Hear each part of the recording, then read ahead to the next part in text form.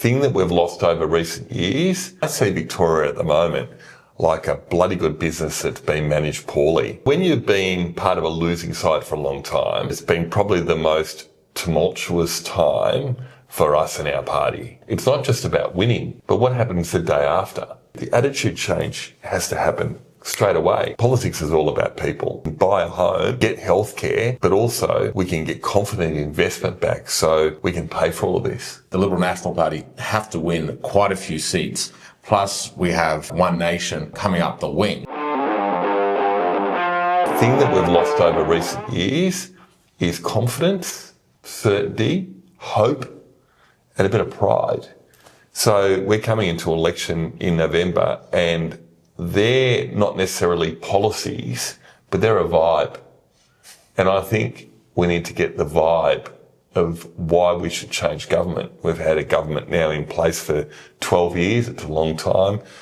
In over 20 years, they've been in power, over 25 years, they've been in power for 21, 22 years of it. There's a government been in power a long time. We've only had 4 years in 25, 26 years of government. So we've got time for our chance. But I think policies are one thing, and we've been talking about, cost of living and crime and health and housing, getting more housing. They're all really important to ensure you say you've got a plan. You want to ensure that you've got affordability, and we've got debt, and we've got corruption, and you've got the crime issues that we've been talking about. And we need more homes in Victoria, and we need a better health service. Really, really important. But what's the vibe? The vibe is making Victoria the best place to live and the best place to visit, and having the pride to say, you know what, I'm a proud Victorian and we've got so much to offer. And I see Victoria at the moment like a bloody good business that's been managed poorly. So what do? You stick the business into administration, you boot out the old lot, you bring in a new lot, have a bit of a restructure and a touch up, have a renovation, and then away you go, you start selling again. And that's what I want to do. Well, you talk about the election coming up, and you also mentioned quite a bit about the complacency and the vibe. We started talking a little bit about COVID, which is the way in which the Labor government have reacted is definitely a reasoning for what Victoria looks like today. However, the Liberal National Party have to win quite a few seats. Plus, we have One Nation coming up the wing, and there are questions about the Liberal Party in Victoria. So how internally, as deputy leader in that position, how do you see that responsibility, and what decisions are you trying to make to deal with that and win? So that's a really good question. We've spoken a lot about footy today. So let's talk about footy just briefly again. So when you've been part of a losing side for a long time, it's very hard to keep the momentum and the energy and the team together. And I've got to say, and I think most people watching would agree, that it's been probably the most tumultuous time for us and our party in this term, in these 4 years. There's been lots of change. I've been the deputy leader twice, so I was out. So it's my third time as deputy leader in not many years, and with 8 months off. But why is that? And the reason why is because it's been very hard for people to see the win in front of them when your team's going badly. But now we've got the worst government I think we've ever seen. And all of a sudden, a lot of my colleagues and people in the party and members and everything else are turning around and saying, well, actually, there is a chance of us being in government.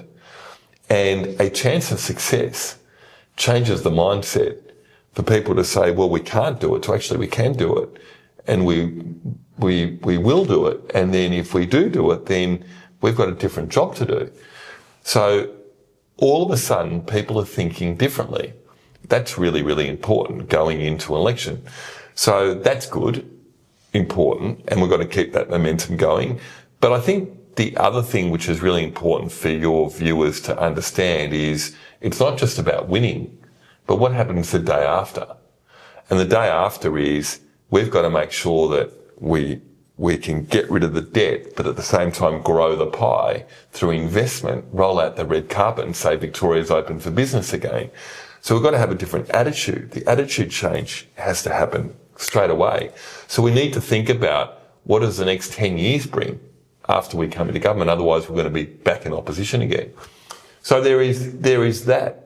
And you mentioned about One Nation and others, and that's why I've spent a bit of time today talking about the vibe, because I think we've got Jess Wilson, which is an unbelievable leader. She's young, she's energetic, she's got a young family, a young son now, and she's ready to go, and she's smart. And that gives me a whole lot of hope, because you've got a young person that has a lifetime in front of her. So it's not like she's going to be there for a term and off she goes. She can really set the next 20 years. But around her needs to be a team. And that's why we've got this vision. So we've got, as I said, the 4 pillars. But it does also need to be about the vibe and the confidence and the hope, because otherwise you can't bring people with you. And I think that's got to be the difference. Why is Pauline Hanson done well at the moment? She hasn't got the policies. And what is she going to do in terms of paying off debt? Where's her economic plan? Where's her plan in terms of dealing with the crime at the moment? Where's her plan in terms of dealing with housing and the housing shortage or health? She doesn't have any of that. She's got a vibe. But we've got both in terms of we've got the policies, but we also need to have the vibe to be able to say that, well, we can deliver, but we also know that we can bring people with us. So it's got to come together. And I think that finally people are starting to wake up, because they're so angry about the government at the moment. They want the certainty that we're going to win. So that's what the next 6 months need to be, about reinforcing time and time again, Liberals are ready to govern. The only way to change the government is to vote Liberal. And that's got to be the message and nothing else. Because if people have a protest vote, the biggest concern is they end up with what they've already got, more of the same. So we need to make people understand that, okay, you might want to go for a party, a minor party, because you want to protest. Careful what you wish for. The protest vote could end up with another 4 years of Labor. And at that stage, I think I'll be joining you on a plane out of here. The issue of Labor staying in is right in front of our eyes. There's no question about that, yet there's still a lot of support for Labor. So why do you think that support stays there, and how are you trying to work on converting some of those votes? Yeah, I don't think it is. I think people are coming off Labor like flies. They just, it's a government that's, using the analogy a bit further, they just stink, right? So people are just saying they've got to get away from this lot. $15 billion worth of corruption. Or is it confidence? Do they have so much confidence that they... No, I don't think it is. I think that the government, they are making decisions because it's all about trying to hold on to power. Politics is all about people. And this government's stopped listening to people, and they're tired, and I think people see that. Now, it doesn't mean to say that everybody's like that. We've still got more work to do. But the government's in free fall at the moment. They've fallen off a cliff. I think now what we've got to do is we've got to keep the pressure up. But now it's the time for people, because they're looking over the fence, to say, well, what do you have to offer?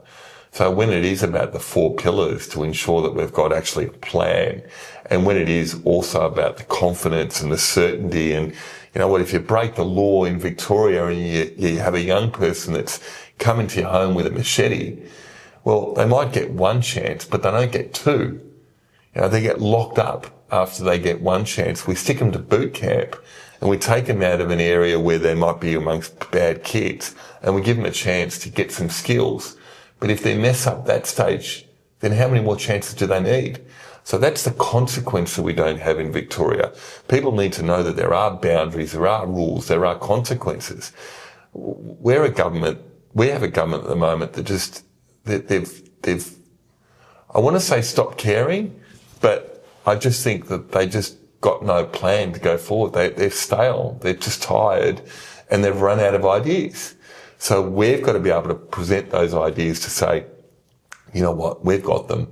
We know how to fix things. We know how to make you safe. We know how to ensure that we'll be able to you'll be able to live in an affordable way to be able to live the way that you at least used to, and you can buy a home, you can get healthcare, but also we can get confident investment back so we can pay for all of this.